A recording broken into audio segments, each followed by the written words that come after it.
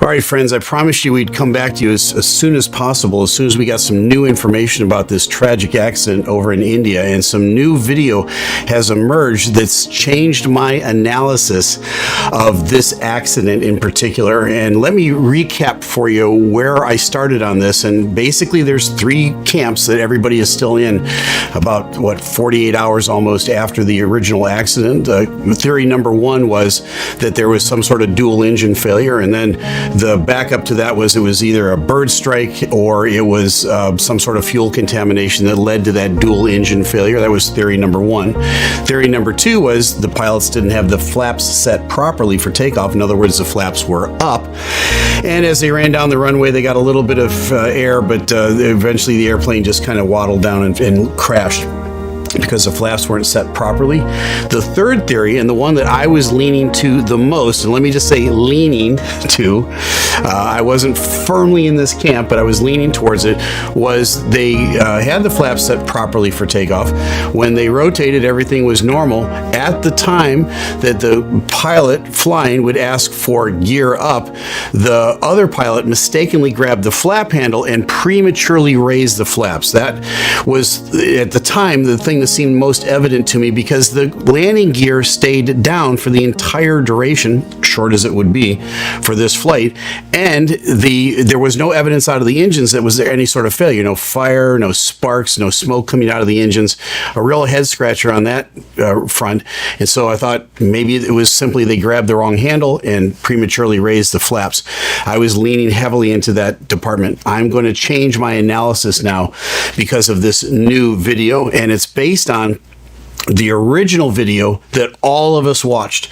And we saw two main videos, the one where the airplane was running down the runway and then rotated and took off and you saw it crash in the distance. The other one was a video that was taken from kind of a rooftop or a window where the airplane came from left to right and then descended down out of the screen, and then you saw the fireball there. I'm going to show you that video in its original form. Now, what do I mean by that? The video that we all saw and every major news network on the planet went with was a video of a video, and the quality was extremely poor. The original that was presumably taken from an iPhone or some sort of cell phone is much sharper. It's not a terrific video by any means, but it's much sharper than the video of the other video. So what happened was some cameraman was in front of a screen watching the video play, and you can see him at the very end of it. You can actually see his shadow, and you can hear people talking in the background. So the audio is not very good, and the visual is not very good. The original is going to show us something that's going to change this whole thing. Let me run the video that I'm talking about, and you take a look at it, and then I'll talk about it after it runs.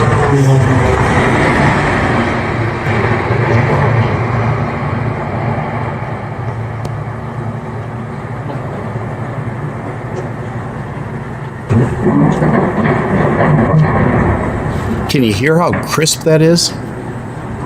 You didn't hear that. You didn't hear the actual crash on the original video. You could see it, but you didn't hear it. Why? Because there was people talking in the background. This original is much sharper. Now you're looking at it going, well, I've seen that a bunch of times. You haven't seen it this clearly a bunch of times. Now, I want to run it again, and I want you to, we're going to zoom in on something, and I'm going to show you something and explain it, because this is a total game changer.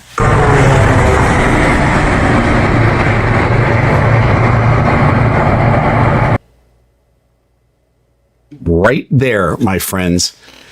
Take a look. We've circled it for you. Now, a lot of people have been talking about the theory that the rat had deployed. What's a rat? It's a ram air turbine.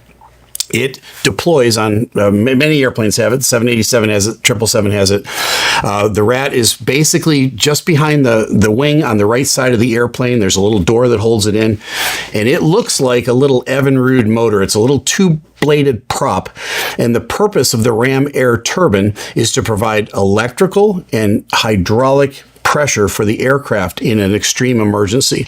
On the 787 in particular, there's three things that will deploy the rat, and it deploys automatically. a massive electrical failure, a massive hydraulic failure, or a dual engine failure. So any one of those three things will cause that rat to deploy. So up to this point, all of the theories that we've had were based on maybe one bit of solid evidence, but not two, or maybe 1.5. But it's hard to go with a theory when you've only got like one thing to go on. I'm going to give you 3 or more for why I think the rat deployed and why I think this was a dual engine failure. I'm firmly in that camp now. Number 1 is right here. Take a look at your screen. In the middle of the circle, you see kind of it looks like a protrusion on the belly of the aircraft. And I'm not trying to be salacious with this. It looks like a nipple at the bottom of the airplane. All right. Just underneath that, you see a little gray dot. It almost looks like an artifact on the screen. That little gray dot is the rat. This is visual confirmation that the rat deployed. What is that protrusion underneath the airplane? That's the door that opened to allow the rat to come down.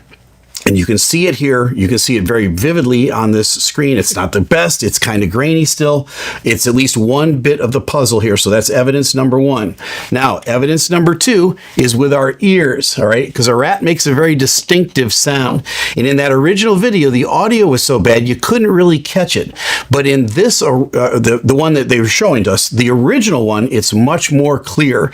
And it sounds like a prop airplane going by, or a real high-pitched squeal, because it's a two-bladed prop and it's basically spinning at the speed of sound to produce the energy, the electrical and the hydraulic that it needs to. So let me play this. I'm going to put it on a loop. I think we're going to listen to it 3 times.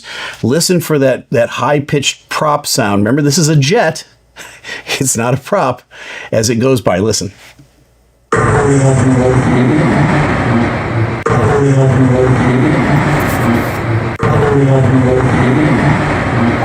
Okay, it sounded like, if you weren't looking at it, it sounded like a single engine prop airplane just flew by. You might look up and expect to see a little Cessna going by. And in fact, it is a little bitty Cessna. It's a little bitty two-bladed prop that's spinning as fast as it possibly can. Now, the rat was originally designed, and it's on all these airplanes, as the last resort, the absolute last resort. It's assuming that there's going to be basically a dual engine failure at altitude. Let's say you're at 30,000 feet, both engines flame out for some reason. You start descending down, you're looking for a suitable field, you're out of hydraulics and you're out of electric because both of your engines have stopped running. Maybe the auxiliary power unit isn't running, but it's not going to get you any thrust either. And so let's assume that's out.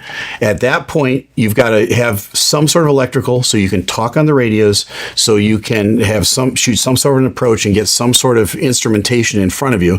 And then you have to have some sort of hydraulics to still fly the airplane. It gives you the minimum of all of those categories that I just mentioned, but it does work. But it's meant for the airplane to kind of cruise down now and find a place to land. It's not designed for an airplane that's at 400 or 500 feet and loses all power. There's no time to get the engines relit, and it's not going to provide much benefit to them, except it's evidence for us that it was a dual engine failure, most likely. Could it have been an electrical issue? Could it have been a hydraulic issue? Yeah, it could have been either one of those. But I think the fact that the airplane is now just kind of mushing out of the sky gives us the idea that it was a dual engine failure, but we can hear it. So there's confirmation number 2. We've got the visual that we can see the rat deployed. We can hear it with our ears. And let me just give you one more confirmation on that, because there was a Japan Air 787 that landed in an emergency with the rat deployed. So you can hear one, because you can see this clearly. So let me run that for you and listen to it.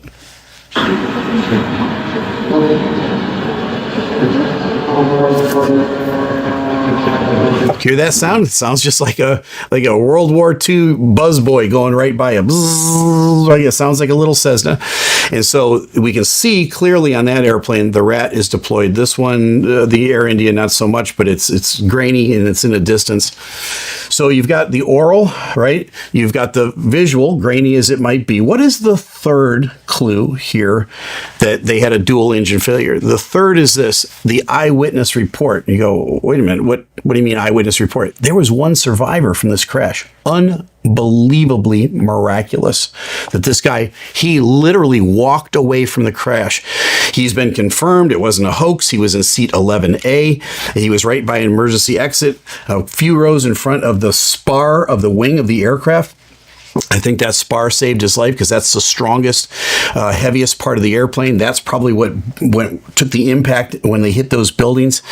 He was in his seat. He didn't go unconscious. He opens up the door and he jumps out of the airplane, right? And he's literally walking to the hospital after that. They've talked to him and he said just prior to the crash, he heard a loud bang and the lights flickered on the inside of the airplane. Now that bit of evidence all by itself, it's not all that compelling because you go, the guy's been through a really traumatic thing and, you know, he could have imagined it. It could have been he hit something on the way down, the airplane did.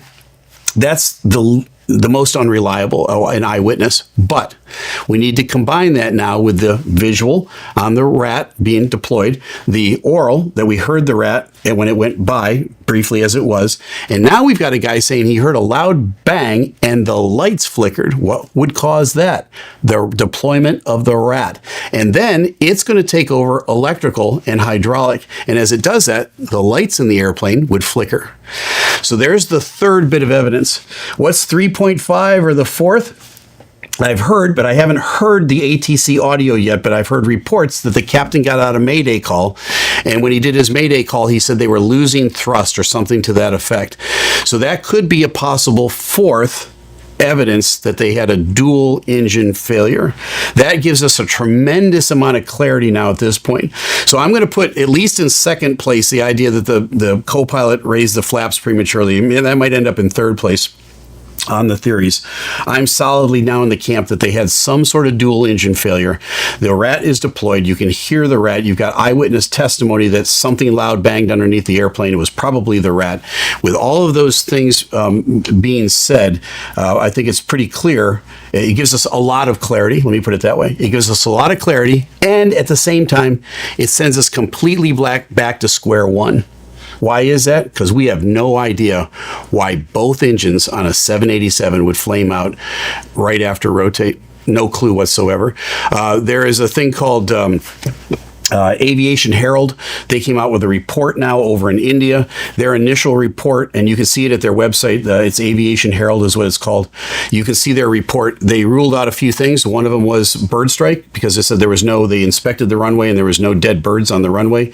We can run that one out. They also said, though, that they didn't think it was a dual engine failure, which I think they probably got that wrong at this point. And they also said they didn't think it was pilot error. So I think 2 out of 3 from that report are pretty accurate. The dual engine failure goes right up now to priority number 1 or theory number 1 with the 4 bits of evidence I've given you today.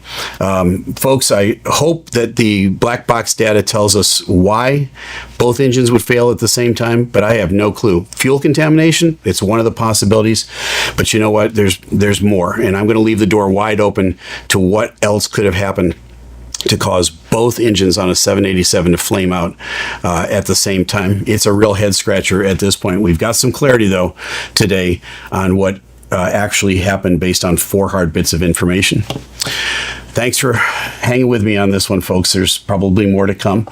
Now you know, I'm Captain Steve. Fly safe.